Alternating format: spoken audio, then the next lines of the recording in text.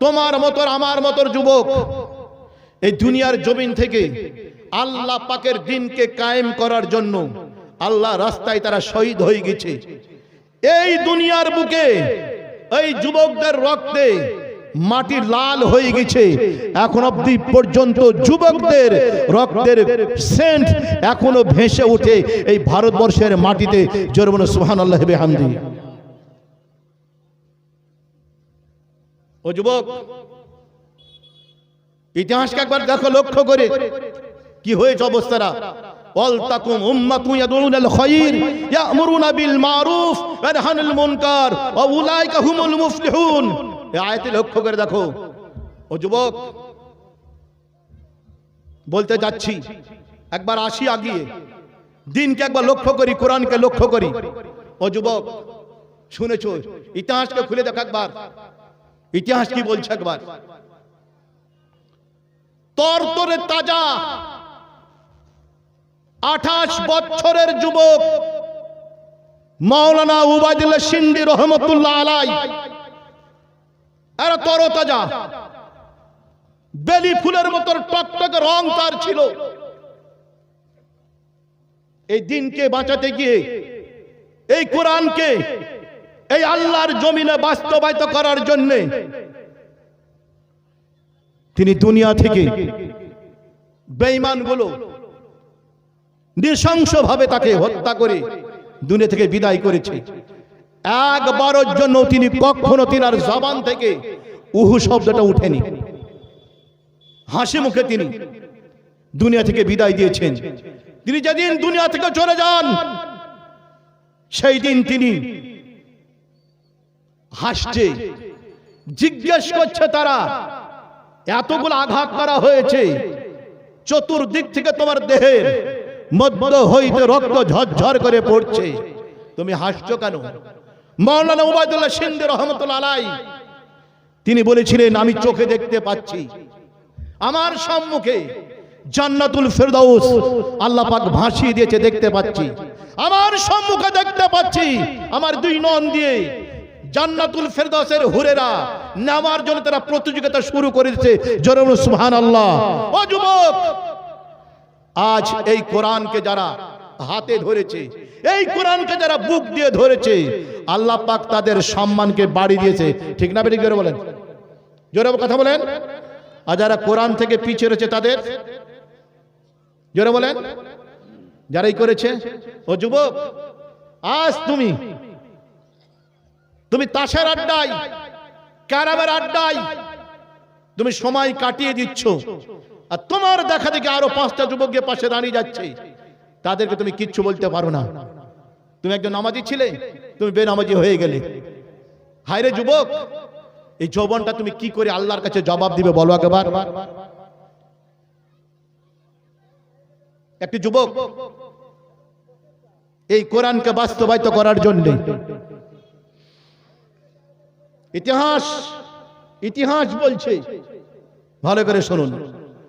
আল্লাহ পাক তিনি জানাচ্ছেন, ওয়াল্লাযীনা আমানু ওয়া হাজারু ওয়া জাহাদু ফি সাবিলিল্লাহ।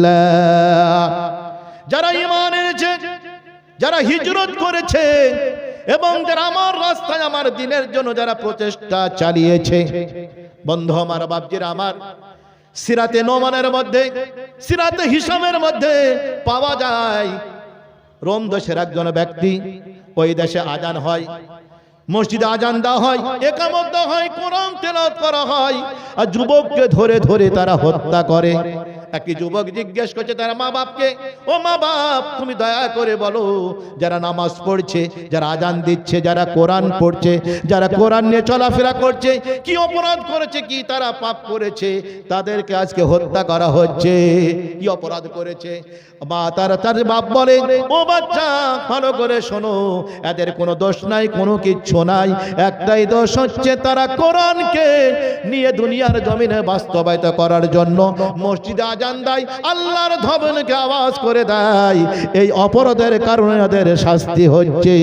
ওই যুবক দাঁড়িয়ে গেল, বলে, মা, তোমার তোমার যদি দোয়া থাকে আর তোমার যদি আশীর্বাদ থাকে গো মা জননী, এই কোরআনকে বাস্তবায়িত করার জন্য আমি বেরিয়ে গেলাম। ওয়া মা নাকামু মিনহুম ইল্লা আ'মিনু বিল্লাহিল আজিজিল হামিদ।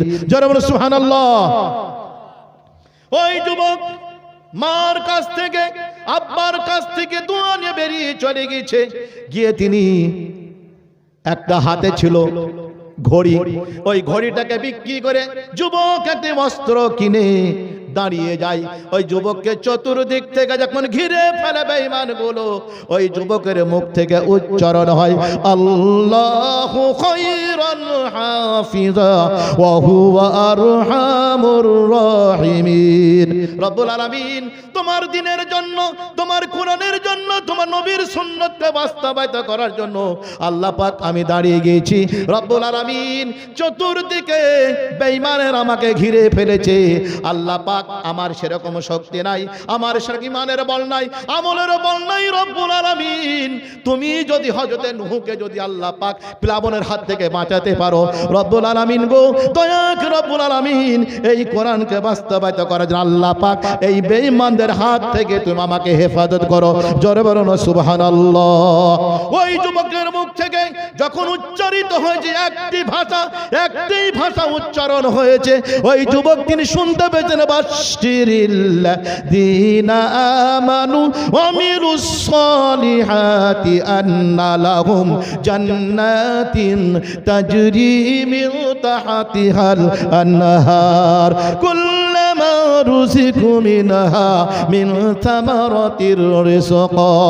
রব্বুল আলামিন তুমি সুসংবাদ দিয়েছো, তুমি ঘোষণা করে দিয়েছো, তুমি প্রচার প্রসার করে দিয়েছো, তুমি জানিয়ে দিয়েছো রব্বুল আলামিন যারা ঈমান আনবে, নেক আমল করবে, রব্বুল আলামিন কিছু আমল করতে পারি নাই, শুধুমাত্র আল্লাহ পাক তোমার দ্বীনকে বাস্তবায়িত করার জন্য, কোরআনকে জমিনে বাস্তবায়িত করার আল্লাহ পাক আমি দাঁড়িয়ে রয়েছি।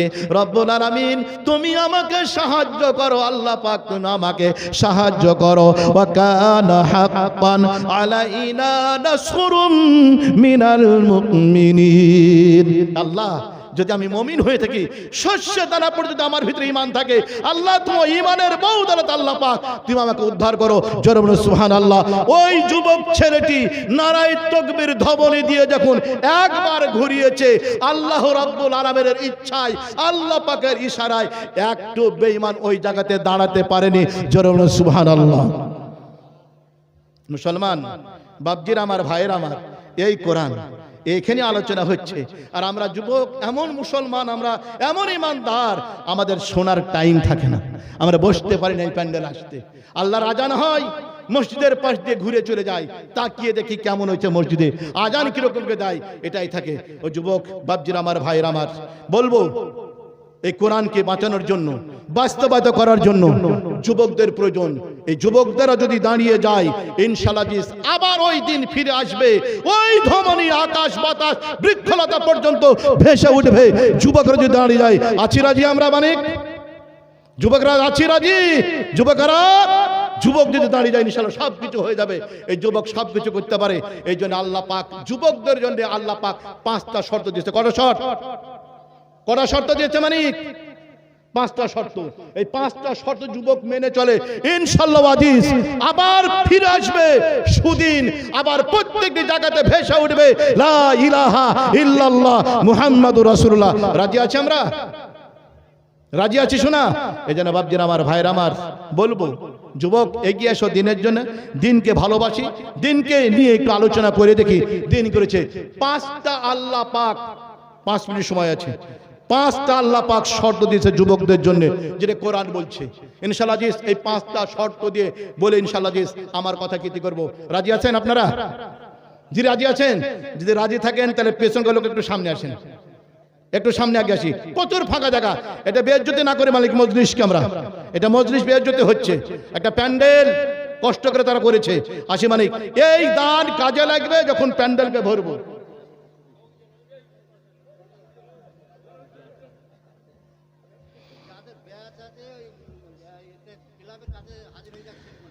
যাদের বুকের উপরে এই জলসার ব্যাস বাঁধা আছে, অবশ্যই তারা ক্লাবের কাছে গিয়ে হাজির হয়ে যাও। তোমাদের কমিটির লোক ডাকছে, যুবকদেরকে বলছি, যাদের বুকের উপরে এই ব্যাস বাঁধা আছে সকলকে বলছি একবার মানে ক্লাবের কাছে চলে যাও। আল্লাহ পাক 5টা শর্ত দিয়েছে। কটা শর্ত?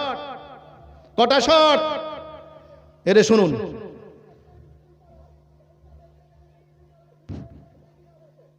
পারা নম্বর 10, সূরার নাম সূরা তওবা, আয়াত নম্বর 18, তাফসীরে তাবারি, মারিফুল কোরআন, ফি জিলালিল কোরআন, তাফসীরে খাজেন, তাফসীরে কাশাফ, তাফসীরে মাযহারি, বায়ানুল কোরআন, তাফসীরে ফাতহুল কাদির, ফাতহুল বারি, এমনকি পর্যন্ত ইবনে কাসির, আনারুল কোরআন, রুহুল মানি, তাফসীরে মনির, সমস্ত তাফসীরবিদ তাফসীর করেছে যেই যুবকদের মধ্যে 5টি গুণ থাকবে ওই যুবকগুলো বিনা হিসাবে আল্লাহ পাকের দরবারে সর্বপ্রথম আপনার 500 বছর আগে জান্নাতের দরজায় পৌঁছাবে।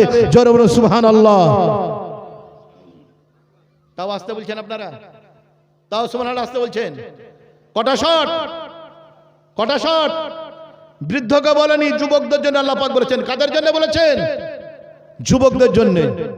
কোরআন জানাচ্ছে আল্লাহ রাব্বুল আলামিন তিনি বলছেন, ইন্নামা ইয়া'মুরু মাসাজিদাল্লাহি মান আমানা বিল্লাহি ওয়া বিল ইয়াউমিল আখির ওয়া কামাস সালাতা ওয়া আতাজ যাকাতা ওয়া লাম ইয়াখশা ইল্লাল্লাহ।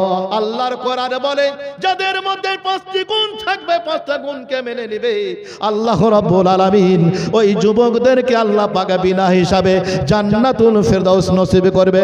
জোরে বলুন সুবহানাল্লাহ। প্রথম শর্ত বলেছেন মান আমানা বিল্লাহ, আল্লাহর প্রতি বিশ্বাস।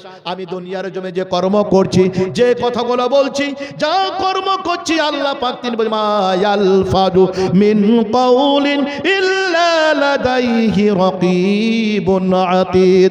ও মানুষ, জবান থেকে যে কথা বের করো এমন কথা আল্লাহ পাকের দরবারে নাই, সমস্ত কথাগুলো তোমার রেকর্ড হয়ে যায়। জোরে বলুন সুবহানাল্লাহ। আল্লাহর কোরআন বলছে মা ইয়ালফাদু মিন কাউলিন ইল্লা লাদাইহি রাকিবুন আতীদ। আমি সমস্ত কথাকে রেকর্ড করে রেখে দিয়েছি, ফেরেশতারা লিপিবদ্ধ করছে। তুমি মনে করছো কেউ দেখতে পাচ্ছে না, তুমি মনে করছো আমি খুব আছি, আমার মতো বীর, আমার মতো বুদ্ধিমান কেউ নাই, তুমি নিজে যে ভাবছো। তুমি মনে করছো আমি খুব আমলকারী, আমি খুব নামাজি, কিচ্ছু না, মিলে ঘন্টা তোমার। এই জন্য মানে আমানা বিল্লাহ, আল্লাহর প্রতি বিশ্বাস।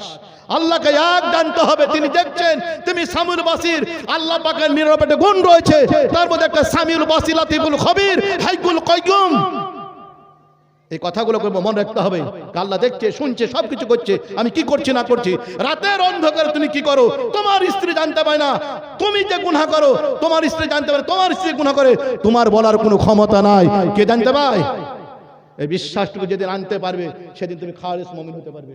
এই জন্য বাপজির, আমার ভাই, আমার 5টা গুণ আমল আখির আমাকে আল্লাহ পাকের দরবারে হিসাব দিতে হবে।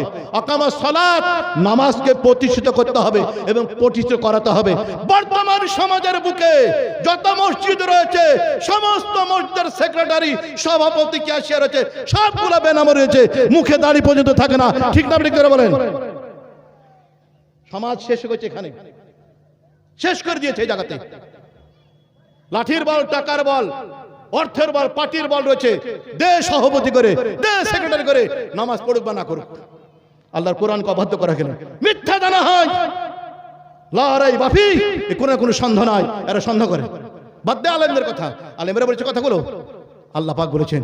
এই জন্য বাপ জামার আকামাস সালাত, নামাজকে প্রতিষ্ঠা করা করতে হবে, করার দাওয়াত দিতে হবে, এমনকি যাকাত আদায় করতে হবে।